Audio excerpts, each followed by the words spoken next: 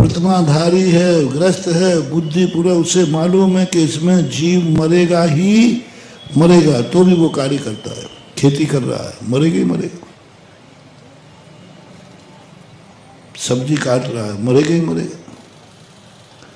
खेत में पानी सींच रहा है, मरेगा ही मरेगा। मकान बना रहा है, जीव मरेगा ही मरेंगे। बुद्धिपूर्वक, बहुत बड़ी बात है महानुभाव, बुद्धिपूर्वक पर का घात करने वाला भी हिंसक हो, ये कोई नियम नहीं है। विरोधी हिंसा का त्याग है।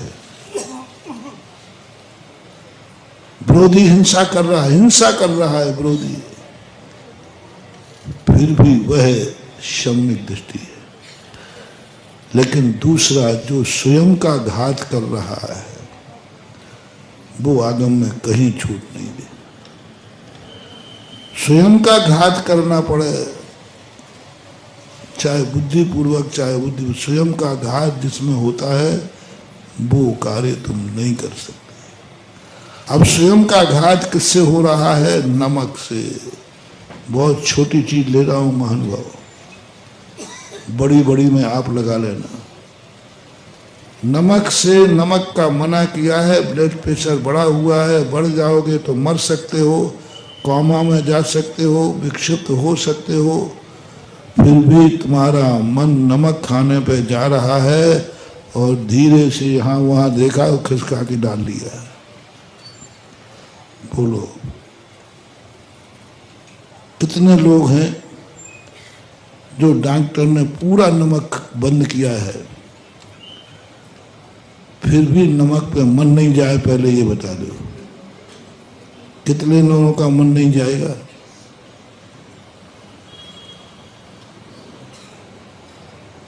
सबका जाएगा, ठीक है। अब कितने लोग मौका ढूंढेंगे चोरी से, थोड़ा सा गिड़गड़ाएंगे, मिन्नत करें डॉक्टर साहब कोई थोड़ा सा, कोई दूसरी गोली दे दो ना, एक और, लेकिन नमक मत छुड़ाओ, हम उसका प्रयास करेंगे और खा लेंगे, ये कह के हम मरेंगे तो ये आत्महत्यारा है, ये हिंसक है।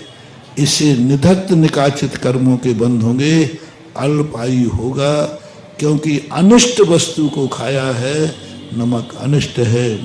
ऐसे व्यक्ति अल्पायु पाते,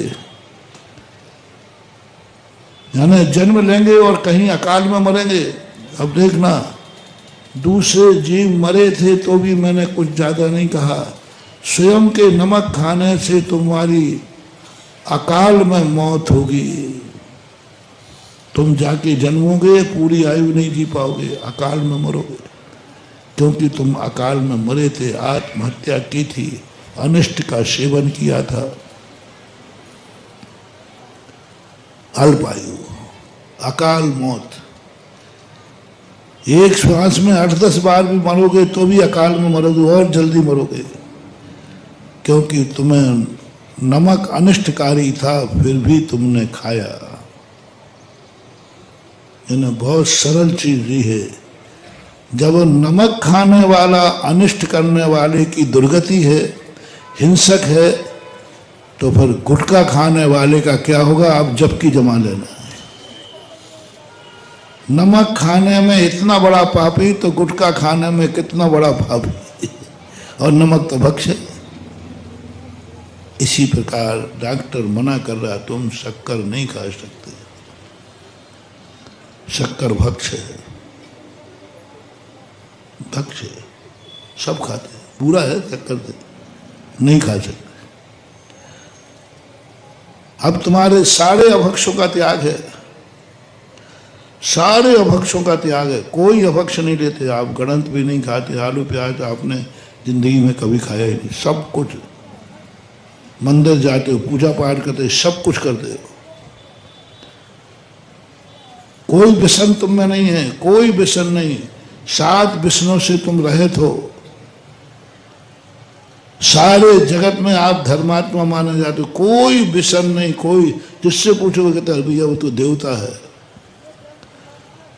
फिर भी तुम शक्कर खा रहे हो। और डॉक्टर ने मना किया है शुगर बढ़ेगी, और जब जब शुगर बढ़ेगी प्राणों का घात होगा। शुगर वाला मरीज यदि शक्कर खाने का भाव भी करे तो वो आत्महत्यारा है, स्वयं प्राण घातक है। आतंकवादी को बोलते ना आत्मघाती जस्ता, भैया ये आत्मघाती है। तो शुगर वाला शक्कर खा रहा है, ये भी आत्मघाती है। सुन रहे हो रे आतंकवादियों, आत्मघाती जस्ता। आत्म मालूम है कि इससे बहुत नुकसान, नेत्रों की ज्योति चली जाएगी, कानों से बहरे हो जाओगे, गेंगिया रोग हो जाएगा, क्या क्या नहीं होते शुगर से, और तुम उस शुगर को खाने का प्लानिंग कर रहे हो। यदि किसी ने किसी जीव को मार नहीं पाया और मारने की प्लानिंग में पकड़ा गया तो वो अपराधी है कि नहीं, आप बता दो भैया।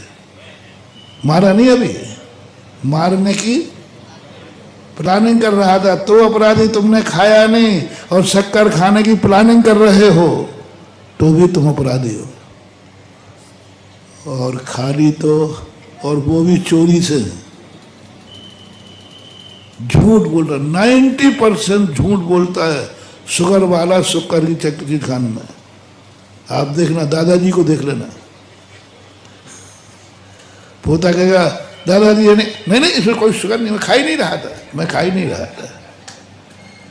जैसे बच्चा होता है ना, बच्चा उससे कहो ये क्यों खा रहा है, नहीं मैं खा ही नहीं, देखो कहाँ है।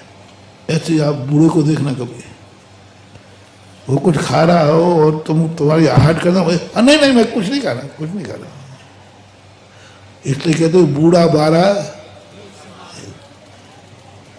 अब कोई गलत चीज की प्लानिंग नहीं कर रहे थे और चोरी से और तुमने खा ली, नियम से आत्महत्यारे हो।